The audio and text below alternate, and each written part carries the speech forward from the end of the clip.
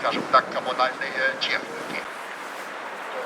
Митинг проводится для того, чтобы открыть здесь площадку около администрации для массовых мероприятий, потому что последние 10 лет здесь не согласовывали ничего.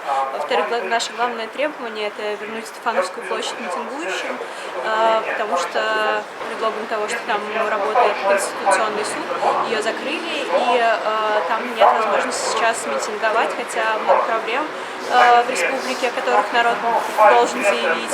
Да чего же измельчала сегодня власть? Они просто боятся, они не могут себе позволить, ну не то что выйти, как тогда, когда были действительно настоящие крупные руководители. Они боятся даже, что просто там кто-то что-то скажет. У нас фактически в городе Сыктывкаре, в столице республики Коми, нет площадки, на которой мы могли бы высказать свою позицию, высказать свое мнение. Единственное место, где специально уготованное для этих целей, это Стефановская площадь.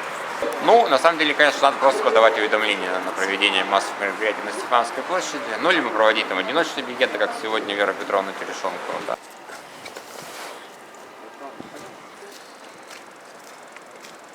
Нет, здесь я имею право. Нет, тут запрещено. Нет, здесь я имею право. Тут запрещено. Вот здесь. Да.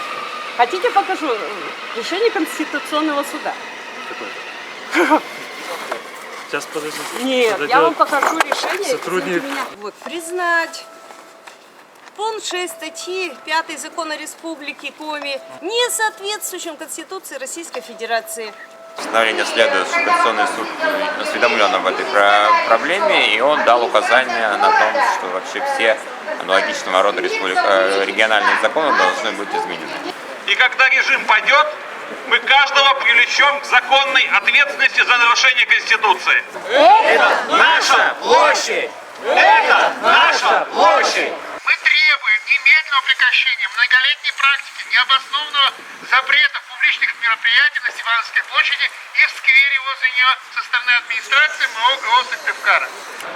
Вот, поднимите резолюцию, если вы поддерживаете. Так, я понимаю, что общая поддержка со стороны митингующих есть. То есть сейчас вот такая реакция, то есть комментарии от выступающих о том, что вот спасибо Конституционному суду.